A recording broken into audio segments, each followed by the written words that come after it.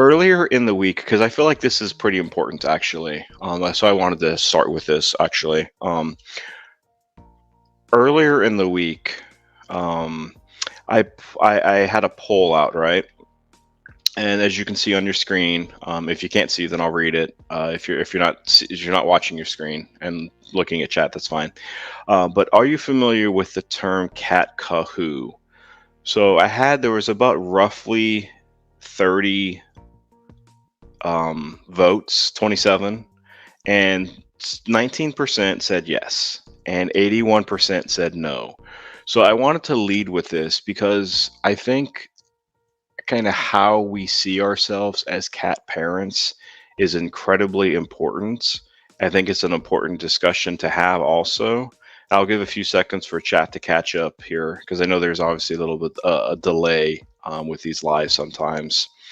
Um, so I wanted to talk about this and language here for a moment because it's important to me, and I think when you see the next slide, you'll understand why, and hopefully it'll start to become important to you too. Um, Language is key, and education is key to me.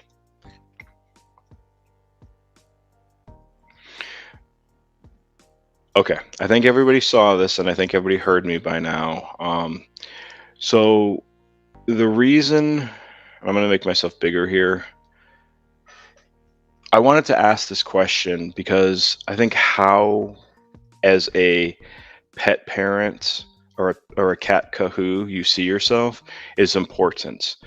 Because if you say that you're a cat owner, I think that there's an issue with that because you can't own a cat, right? I mean, I know some people think that they do own their cats. Same with dogs, but you don't own a kitty, right? You own a house, or the bank owns it, or you own a chair, you own a table, you own a car.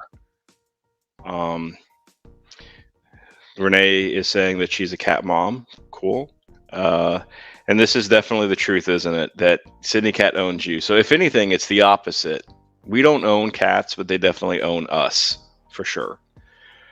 But I think if we think of ourselves as cat owners, it's not the same. And I'm going to show a slide here in a second on like the definitions, the definition difference between a cat parent or cat kahu and then a cat owner.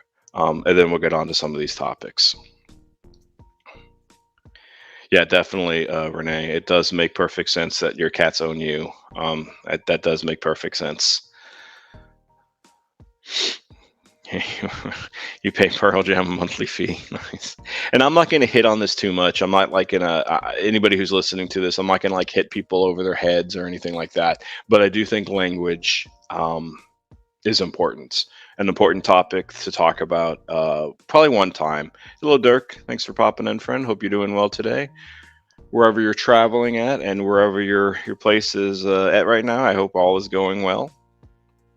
Yeah, definitely Fong. Cats own my king bed. Cats own pretty much everything in the house, it seems like. Very true. Very true. So let me take that off. I'll let everybody say hello to Dirk. Welcoming in Dirk.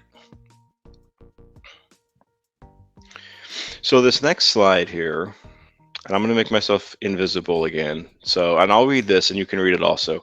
But this is just the important thing. That's why I said this is important it's important to me. Um, but if you, as you read this, cat owner. So, a cat owner means everyone or every person in possession of or harbors any cat, or who shall allow any cat to remain about his or her premise for a period of at least 30 days. That is the technical definition of a cat owner per the dictionary.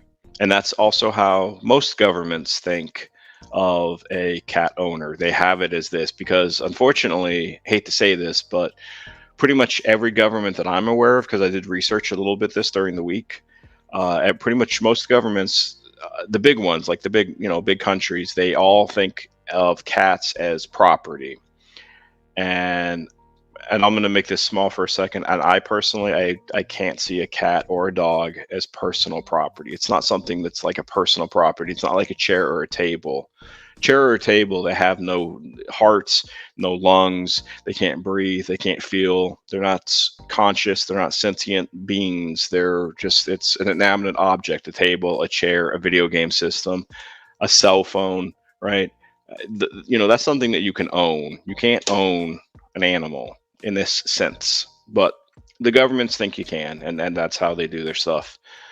Another kind of sad thing I wanted to talk about real quickly: if somebody killed a cat or a dog, an animal, purposefully or not, the most that they're going to get, if they're committed, I mean, if they're found guilty, it's just 3 years, 3 years in a jail, in prison, or a $20,000 fine, or maybe a combination of both. And that's it. And I personally think that that should change. To what, I'm not sure, but I think if somebody's out there killing cats on purpose, whether it's one or 20 or 100, then I think that that needs to be a bigger punishment. I would almost say, just like with human life, life in prison or the death penalty. I do feel that way, and I know that may be a little harsh for some or a little extreme for some, but I would stand on saying that's, I think, what should happen to them. Because again, this is life that you're taking away, that you're cruelly taking away.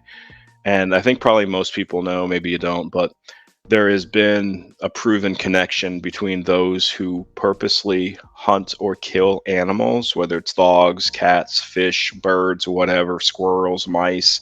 There's that connection between that and killing humans, unfortunately.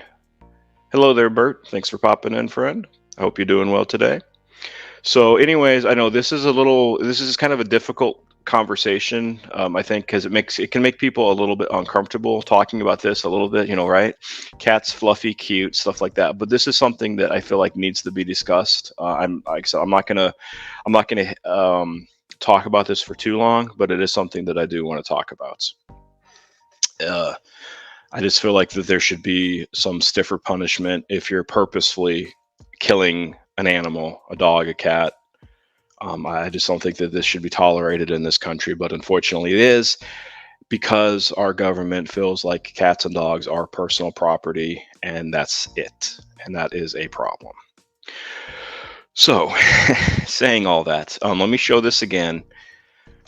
So, I said the definition of a cat owner. Now, the definition of I'll see either a cat parent or a cat kahu, is that word kahu, excuse me, as you can see, it's traced in Hawaiian origin. So I really like the Hawaiian culture. It's just implying that it's the most intimate relationship between a human and feline, or human and canine, right?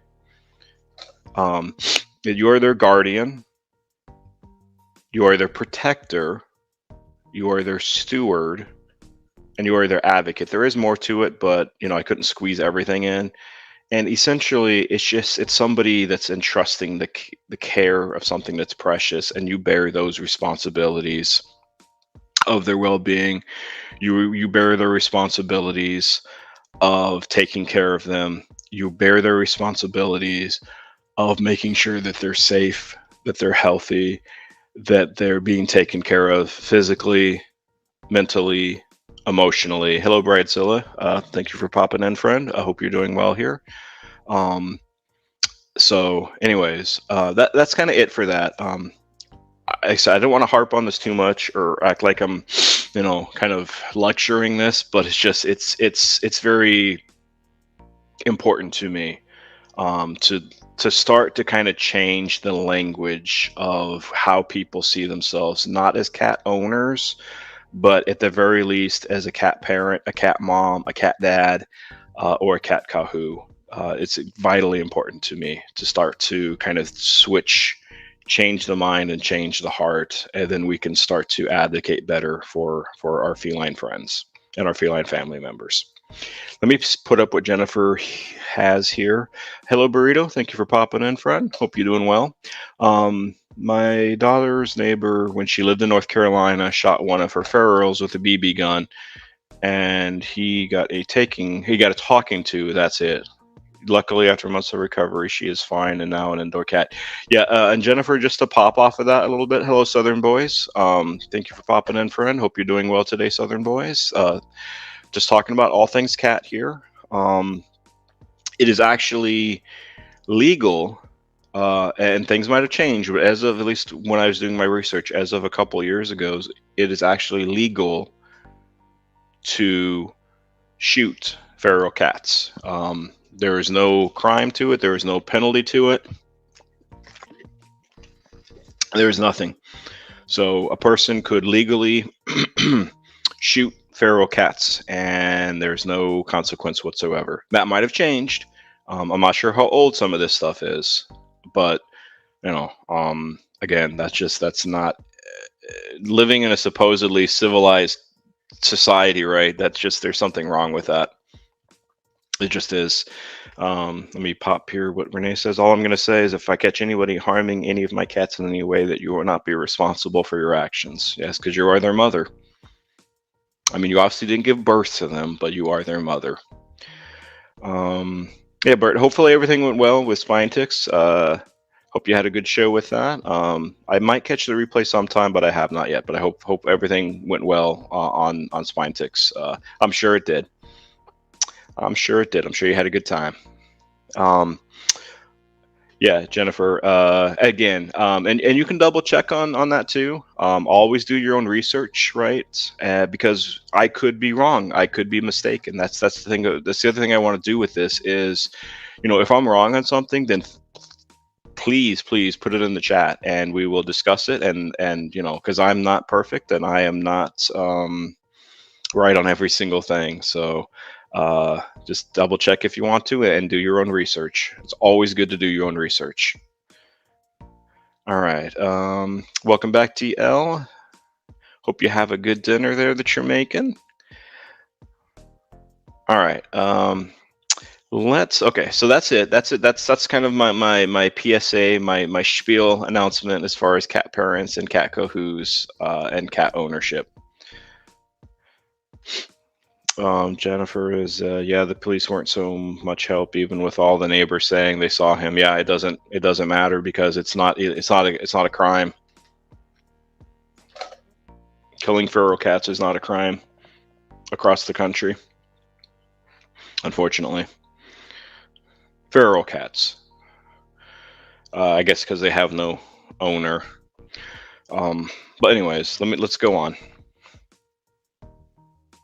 Yeah, that's just they said don't do it again. Yeah, it's like a slap on the wrist that doesn't mean anything. Okay, now